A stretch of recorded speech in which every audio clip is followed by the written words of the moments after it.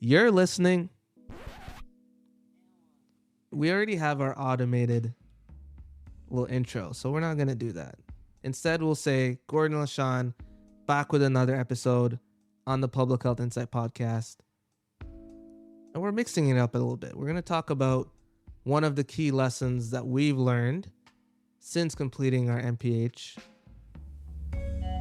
You're listening to the Public Health Insight podcast, your go-to space for all things public health and global health, from the Sustainable Development Goals to the social determinants of health, as well as interesting dialogues about the diverse career opportunities that exist in these fields. Remember to subscribe to the podcast and leave us a rating on Apple Podcasts and Spotify so other people like you can benefit from our content. So just an inside scoop, we were invited, right, to do a lecture at Western University earlier this year, and we talked to the students about 9 lessons that we learned since completing our MPH. And we thought it might be cool to do a little bit of a series on those, go through them one by one, right? Starting with probably one of the most important ones, given that it's salient for people who are looking to go into an MPH program or are currently in one or recently graduated from one.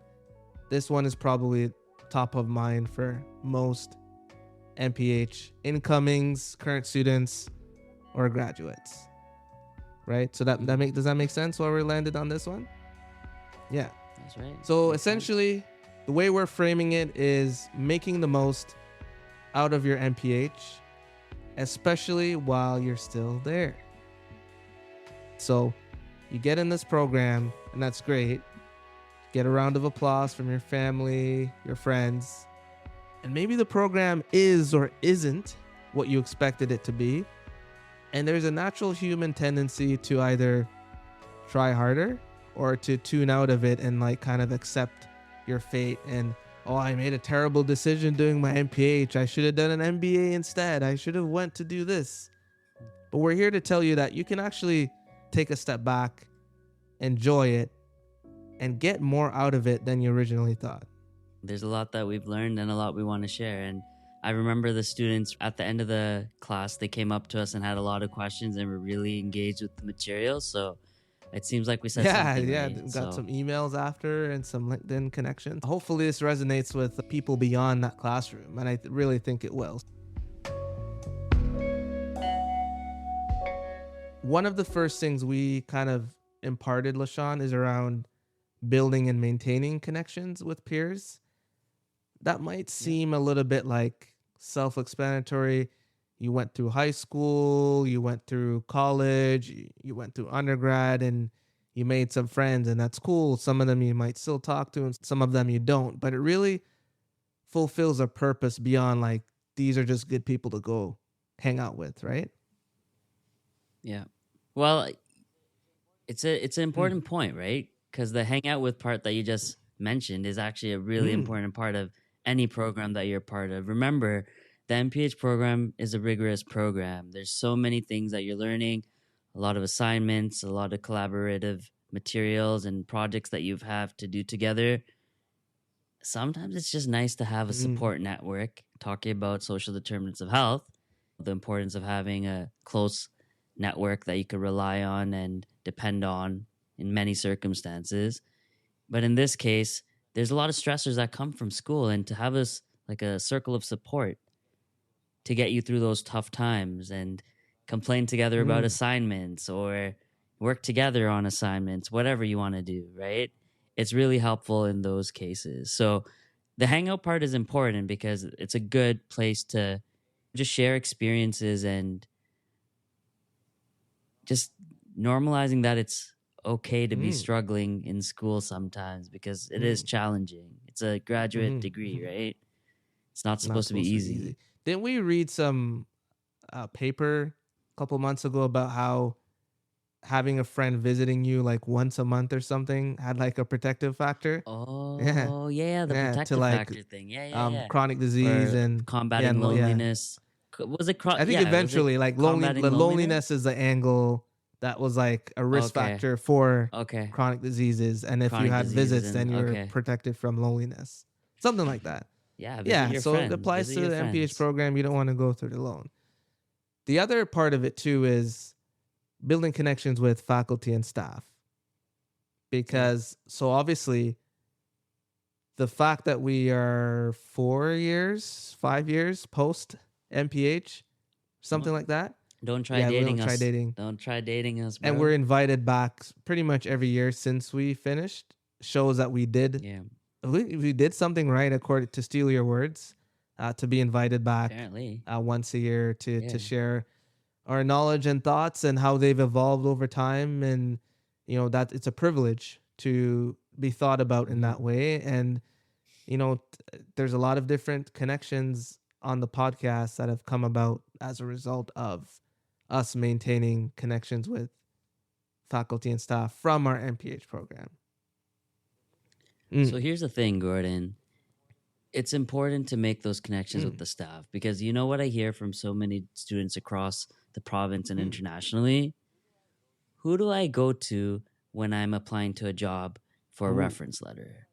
Who do I go to after the MPH program if I'm trying to do further mm, education? Like a lot of people do medicine, dentistry, pharmacy, they go to law school, they do their doctorate in public health. Who do you go to for those mm, reference letters? And there's always a huge problem about I didn't talk to any professors. It's awkward to reach out to them and that sort of thing, right?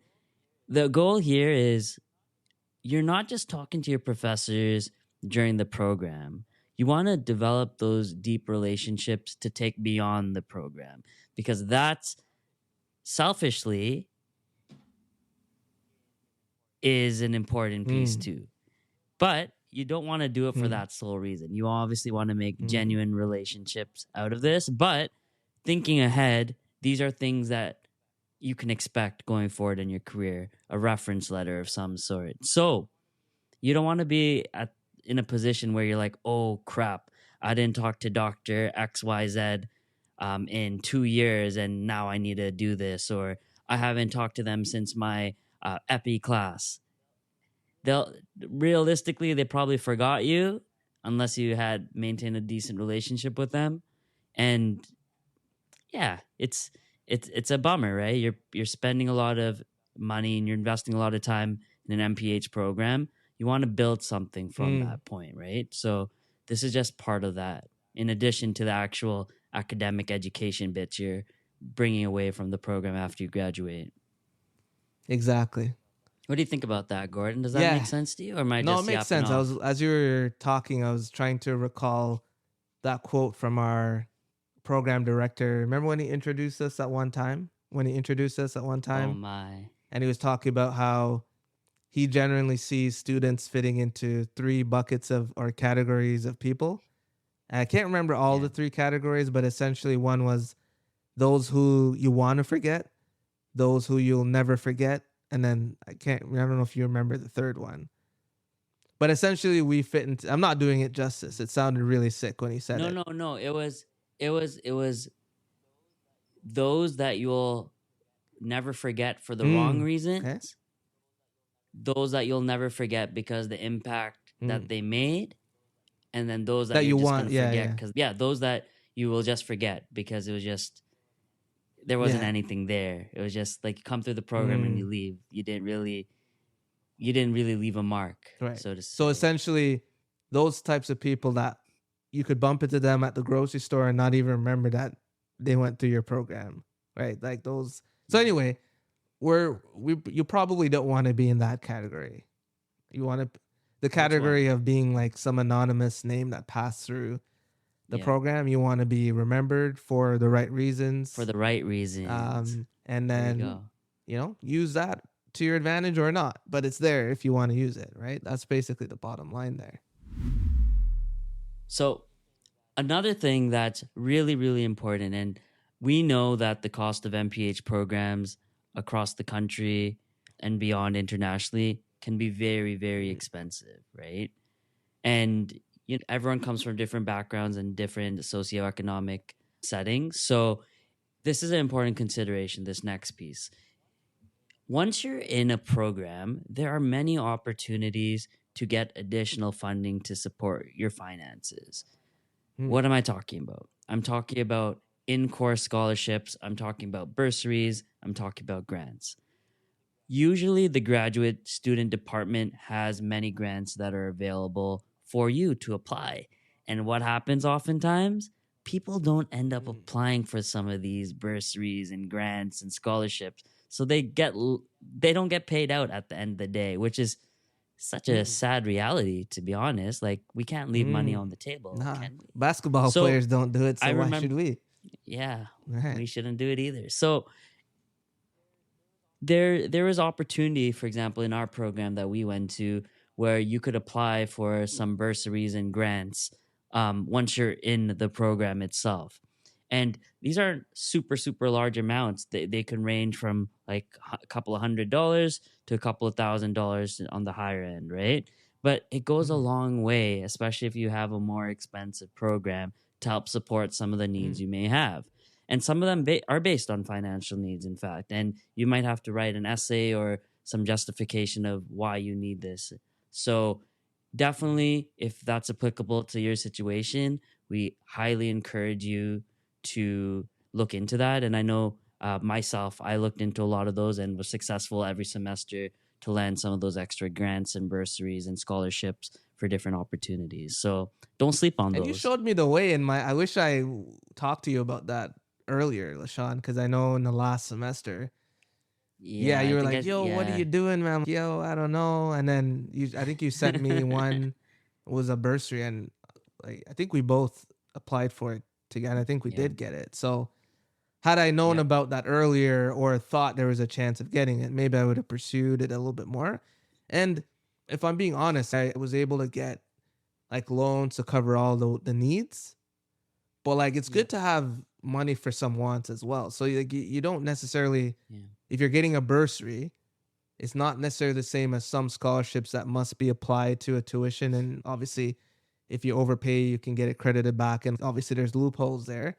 But the bursary you could use essentially as you please. So I was able to use that Yeah. to essentially do my practicum outside of the province and put it towards some of those expenses, even though I didn't really have Yeah. to do my practicum out of the province. So it's nice to have that extra money to make different decisions that you wouldn't have made if you didn't have extra funds. So that's highly recommended. Absolutely. Yeah, and again, in addition to that, you're in graduate school, there's the opportunity for Mm. research. There's also many kind of scholarships or grants slash bursaries for going presenting at conferences, going to present at conferences, right? So definitely check out your opportunities will vary depending on the university and the departments, etc. So just check it out. Doesn't hurt. Doesn't hurt. One of the things that you emphasize, and through previous conversations, I learned this about you, is about how you felt that there was some value, despite what many other people might think. All these readings that you get assigned for classes and different courses and different guest speakers and articles. You weren't someone that kind of pooped on that all the time. Tell me why. Yeah. So in graduate school, as you could imagine, and if you're currently already in it or you've gone through it, there are a lot of readings. There are a lot of peer reviewed articles. There are a lot of journals, uh, different pieces of literature that you're going to come across. And especially in our program, we were loaded with readings. And I know it was often a complaint, which I agree. Like, by no means did I read everything that the program gave, anyways, but there's an opportunity there. There's an opportunity amongst those readings to prioritize different high yield readings that can benefit you as you're having these classroom discussions to enrich that discussion that's going on. So maybe there's a super niche policy you're reading about, and maybe you don't think it's as applicable, but maybe learning more into the general applicability of that policy and how it's affected some of the populations that you're serving in your community. Maybe that's more relatable to you and of more interest to you, which will help fuel your want and your enthusiasm to read. And I find personally, when I'm making connections to the different readings that I'm reading based on my work experience and personal experiences, it leads to a richer discussion for any groups that I'm with or their larger classroom. So it's an opportunity to make connections with your personal experiences and professional experiences to what's in the literature. So you could combine those two things and take the discussion up to the next level. One of the things that I also did is, again, like I said, you're reading a lot of peer reviewed papers and literature, and they could be 10 pages, 20 pages. Who got time to read that, Gordon? I don't know. Sometimes as a student, you don't have too much time, let alone as a working professional. Do you have time to do that? Obviously, it's very good to read the abstract because it gives you a clear indication of what the topic is, the methods, a couple of the results, and kind of conclusion pieces. Really important. But for me, what I used to do with a lot of these papers and journals and articles, read the abstract, of course, and read the whole paper if I had time and was interested. But if you're in a pinch, I read that abstract and then go straight to the discussion section because that's where the juicy material is of, okay, like we did this study, here are the results. Now let's explain the results and synthesize those results into what's already existing in the field. And that's where you get a lot of the deep insights and pieces where you could take away. So I usually go to the discussion section if I'm in a pinch because that's where the good stuff is. So it's like if you're watching a TV show, you're watching the trailer in the abstract, and then the discussion is sort of the main height of the plot in the TV show or movie. And then maybe you're convinced based on what you've seen to watch the full thing after, kind of thing. Yeah, exactly. And again, they do a good job of synthesizing what's in the literature in the broader field and how their results in their study fit within that piece. So it's like a bang for your buck. That's where you go to.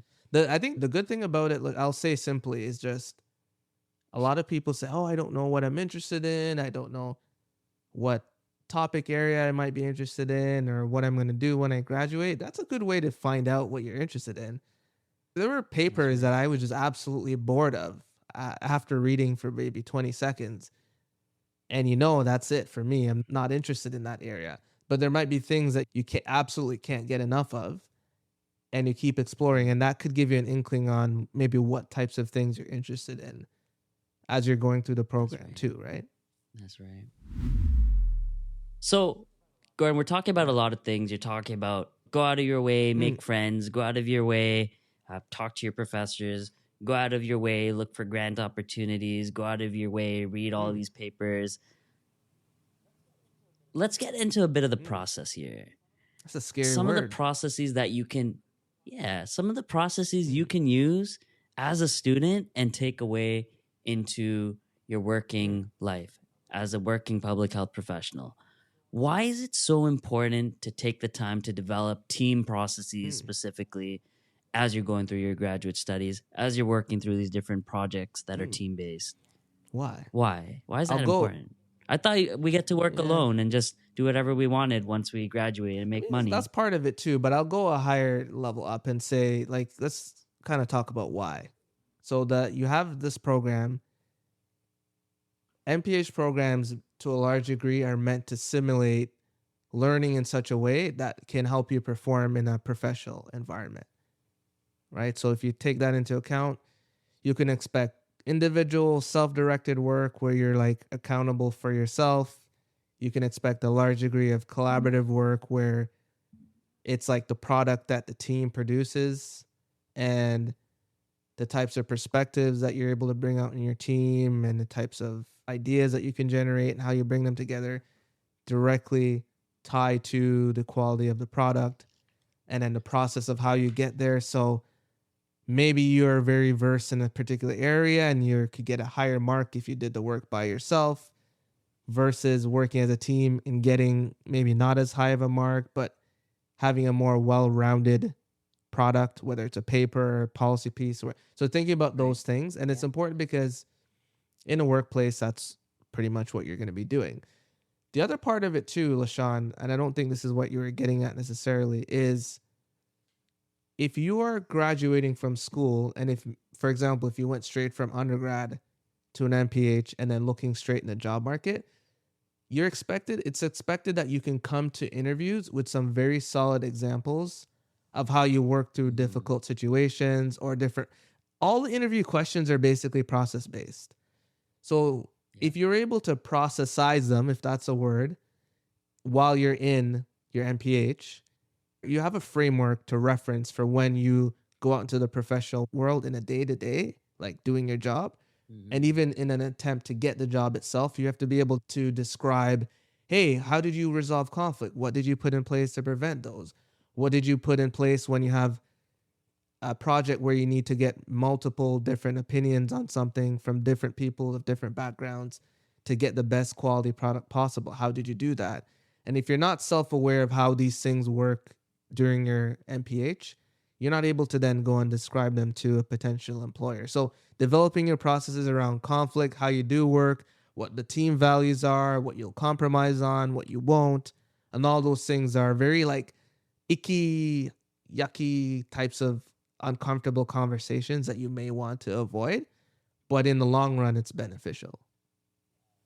Yeah, I mean, just by way of example, let's imagine a situation where you're having to do a group work, a Mm. group project. You have to do a written paper, 20 pages. You assign maybe a couple pages or a couple of sections to each Mm. person in your group. And then you find out close to the deadline, one of the people that you assigned Mm. the methods or introduction section didn't do what they had to do and didn't do anything. Whoopsie. What do you do? Have How do them you fired, react? expel them. Everyone on your team has different expectations and different needs. How do you manage those You tell the prof pieces? and then get them kicked out. Why not? Yeah. Do you gang up on the one student and say, hey, we hate you, you screwed up? Or do you try talking it through, create a process, have a chat with them, maybe something's going on in their life? And then how do you even prevent that from happening again? Are there things that you could set up before any issues arise, like having a team charter and having clear guidelines and expectations of how you work as a group, as Gordon said? Those are things that you could Mm. processize. Is that Yeah, the word let's you go with use, that. Gordon? Mm. Processize. And again, using in any sort of job interview questions of, hey, name a time you had a conflict with the team and Yeah, how or you you missed a resolved it. deadline, It or you got negative feedback from an employer or professor, and then you could weave those pieces into it about how, like those are very, very important examples that you'll have to articulate. So the last thing which ties into this, LaShawn, is the idea of a challenge circle. That I think it's a good, this yeah, is a good like stomping ground to see yeah. who you get along with, who you disagree with on certain things, who keeps it real with you under every circumstance. And the idea of this challenge circle is that you surround yourself with people who basically are real with you, who are very ambitious and motivated, who can kind of inspire you to become your best self, and will also have the Mm. gumption, right? You like Ooh, that? gumption. The Tell us what that gumption. means. That's The a hectic gumption word. to let you Damn. know when you're letting your own self down. That's a big thing. Like LaShawn and Yeah. I will have tough conversations with each other about not even like, yo, you let me down. It's like, yo, where is the LaShawn that I know? So it's not even Mm. about rising to the expectations of your peers. It's just that your peers would be aware of your own expectations of yourself and then hold you Yeah. accountable. That's why Yeah. Challenge Circle is huge. And credit to Adam Grant, who was the first person I heard it Adam used. Grant. He may not have invented the term, but that's where I Yeah. first saw that term. And I thought it was a very fascinating idea. And then I realized that I did have a Challenge Circle with a couple of friends. Even though I Yeah. didn't Like, seek out to form one, I naturally developed one. yeah. And what Adam Grant was saying as well, and I think he had in Mm. one of the books that Think we read, again. it was talk it. Yeah. It Mm. was think again or, Mm. yeah, something like that. Anyways, he was basically like, having those thoughtful critics who could kind of identify and see the blind spots that you have so that you could better clearly examine and rethink some of those Mm. assumptions and your thinking patterns that you may have, because if it's not for those thoughtful critics that are part of your challenge circle, how will you know that what you're Mm. doing is the possible best thing Mm. you could do, Mm. for example, or the best direction to solve a problem, or the best path forward in your career, for Mm. example? It's always nice to have people who want to look out for you and have your best interest in mind, giving you thoughtful critiques. That'll kind of help you along the way rethink. Yeah, some good sound challenging of decision making, right? That's a very huge piece. And it could be very small decisions or it could be bigger decisions, right? And it might not change your mind in the end, but I think it gives you, it's like an advisory council to whatever you're doing. People who have your best interests and people who have a lot of knowledge to give you different perspectives and points of view. So have a challenge circle, highly recommend it. Maybe don't call it that. Your friends might think you're weird, but it really is a challenge circle if you think about it. Yeah, but like, to your point, like how do you even create a challenge circle, right? Like I feel like you're going to have to develop pretty close relationships with people who really want to see the best and vocalize from it. you and really care for you. Yeah, because it's easy to have friends that just are always just positive and cheer you on, encourage you very positively, but sometimes those hard conversations take a different level of connection and closeness to even having. Right. If you have yeah, that's a good point. Like there's people that will tell me straight up like, "Hey, I think you're making a mistake or you're being very stupid." Like I don't every challenge circle will have their own ways of speaking to each other and their norms. So I'm not saying you should put up with that, but I realize that. Are you saying I call you stupid? I'm not saying that you don't, but those are the types of friendships that I've taken a stock of, and going beyond people that are have a good time with or hang out with, people that you would kind of talk about professional challenges with, or I'm at this juncture in my career, I don't know what to do. Those are the types of people that will tend to be a good sounding board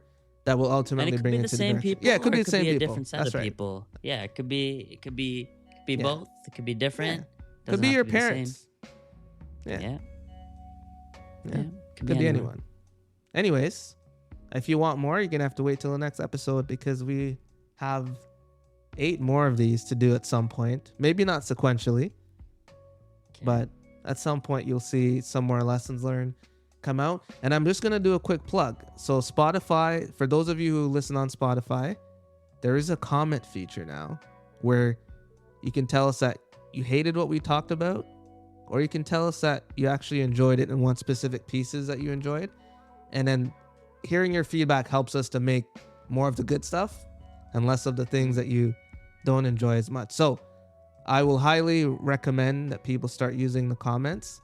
And for the first, and we actually, my understanding is that we can actually go back and forth on the comments where we can actually reply to something that you said. So I think that's the first time on like a podcasting platform where we can have like back and forth interactions after the fact, after something's published. So we want to kind of try it out. So the first comment, we'll reach out to you and see if we can have a little meet and greet on there or something, like a quick 15-30 minute meet and greet where you can get to know us and we get to know you. But please comment, let us know what you think of the episodes that we're doing, and keep on keeping on. Peace. This show was edited by me, Gordon Thane, with additional editing from LaShawn Benedict. Sound design and mixing by myself and LaShawn Benedict. The original music from The Music Room, composed by Tom Fox, licensed from Johnny Harris. The cover art design for our show by LaShawn Benedict. The Public Health Insight Podcast is produced by PHI Media. Thank you for listening to the Public Health Insight Podcast, your go-to space for informative conversations, inspiring community action. If you enjoy our podcast, be sure to subscribe and leave us a rating on Apple Podcasts or Spotify. See you in the next one.